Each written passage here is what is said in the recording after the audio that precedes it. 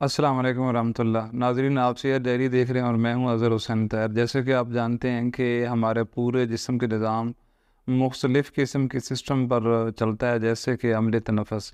आज हम आपको अम्ल तनफ़ुस के मुख्तलिफ़ मसाइल के बारे में आगाही देने की कोशिश करेंगे। और सबसे पहले अब हम ज़िक्र करेंगे कि खांसी की अक़साम क्या हैं और खांसी का हर्बल इलाज, इलाज बिलग़िज़ा और परहेज़ें क्या हैं।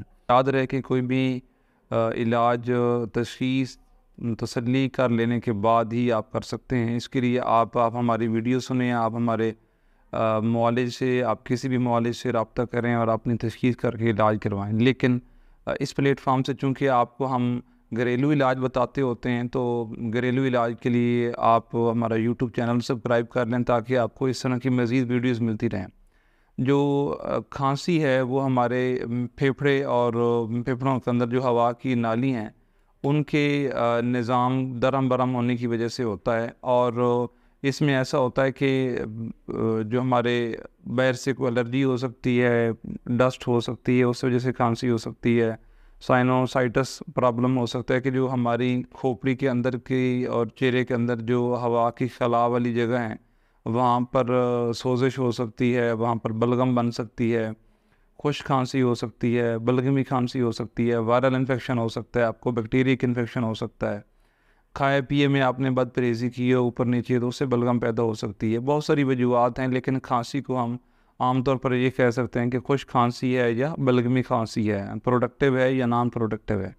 तो जो खुश्क और बलगमी खांसी है, उसके लिए आपको हम घरेलू इलाज बताने जा रहे हैं। ये आप नोट कर लें कि अगर आपको बलगमी खांसी है, तो जो पुराने दौरों में तो यही रहा है कि आप दूध सेवइयाँ पकाएँ और मज़ीद उसमें देसी घी का इजाफ़ा कर लें, और फिर उसकी जो भाप है उसका बफ़ारा लें आप, और अपने ऊपर कपड़ा ओढ़ लें, और वही कपड़ा ओढ़े ओढ़े आप सेवइयाँ दूध वाली खा भी लें, और वो जो भाप है वो भी आप लें। तो इंशाअल्लाह आपकी बलगमी खांसी बेहतर होगी और आपको पसीना आ जाएगा। पसीने के बाद जब आपका पसीना खुश्क होना शुरू हो जाएगा, तो इंशाअल्लाह आपका बलगम का इखराज भी शुरू हो जाएगा। इसी तरीके से और ये हो सकता है कि आप गुलकंद 30 ग्राम लें, और रोगन बादाम आप 10 ग्राम ले लें, आधा किलो दूध में उबाल कर उसको पिएँ। ये कब्ज़ के लिए भी अच्छा है और बलगमी खांसी के लिए भी अच्छा है। और अगर आपके पास ये चीज़ें नहीं हैं और आपके पास फटकड़ी सफ़ेद है, तो आप फटकड़ी सफ़ेद को तवे पे बरियान कर लें, और फिर बरियान के बाद जो उसका सफ़ूफ बनेगा, उसमें पिसी हुई 10 गुना चीनी मिला के रख लें। जब आपको खांसी महसूस हो, बलगमी, तो आप ये फटकड़ी सफ़ेद और चीनी वाला जो सफ़ूफ है, ये 1 कप चाय से 1 ग्राम दवा आपने खाने के बाद खा लेनी है। तो इससे भी बलगम का इखराज होना शुरू हो जाएगा और आपकी बलगमी खांसी जो है इसको फ़र्क होगा। इसी तरीके से अगर आप जो गंदम का हम आटे का छान लेते हैं, आप उसका कहवा बना लें, और अगर आप शुगर के मरीज़ नहीं हैं तो इसमें आप गुड़ भी डाल सकते हैं, उससे भी आपको बलगमी खांसी में फ़र्क महसूस होगा। और अगर आपके पास सिर्फ बादाम और कूज़ा मिश्री हैं, तो आप 10 अदद बादाम लें और 20 ग्राम कूज़ा मिश्री उसको इकट्ठा पीस लें, फिर उसमें 30 ग्राम आप मक्खन डाल लें। तो आप चम्मच की मदद से इसको खाएं और ऊपर से आप दूध पी लें, तो इंशाअल्लाह बलगमी खांसी आपकी फ़ौरन ठीक हो जाएगी, इस नुस्खे से जो मैंने आप अभी बताया। अगर आपको खुश्क खांसी है, तो आपने ऐसा करना है कि 7 मुलट्ठी आप 100 ग्राम लें, और काली मिर्च 50 ग्राम ले लें। अगर आप शुगर के मरीज़ हैं, तो वैसे इस सफ़ूफ के आप कैप्सूल भर लें, वो सुबह दोपहर शाम में खाएँ। और अगर आप शुगर के मरीज़ नहीं हैं, तो 7 मुलट्ठी और काली मिर्च का जो सफ़ूफ है, इसको शहद की मदद से चने बराबर से गोलियाँ बना लें, वो इस्तेमाल कर लें। और आप ये भी कर सकते हैं कि अगर आपको ये मुश्किल लगे, तो फिर आप अलसी 50 ग्राम लें और नशादर ठेकरी आप 10 ग्राम लें, इसको पीस लें, और 4 ग्राम ये वाला सफ़ूफ जो है वो आप जोशानदे से इस्तेमाल करें, तो खुश्क खांसी इंशाअल्लाह फ़ौरन ही आराम आ जाएगा।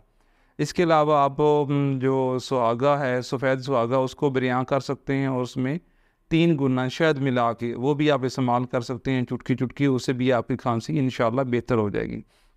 इसके अलावा काली खांसी है जिसमें आवाज़ें आती हैं, तो उस सूरत में उसमें भी यही है कि वो जो काली खांसी है उसमें आपको बलगम फंसी हुई है, ये खुश्क है, वो आप नोट करें, और आप अदरक के कहवा जो है वो पिएँ और उसमें शहद डाल लें, तो वो इंशाअल्लाह आपको काली खांसी में भी आराम आ जाएगा। लेकिन ये तो थे आपके लिए आसान घरेलू इलाज। लेकिन जब भी आपने खांसी का इलाज करना शुरू करना तो आप देख लें कि आपको किस चीज़ से एलर्जी है, इन्फेक्शन है। ये खाए पिए से बलगमी और आर्जी तौर पर तो ये हम आपको घरेलू इलाज बता रहे हैं, लेकिन ये भी होता है कि एक खांसी दमा कल्बी की वजह से भी होती है और वो खुश्क खांसी होती है। दमा कल्बी दरअसल दमा तो नहीं होता, उसको खुश्क दमा भी बोलते हैं।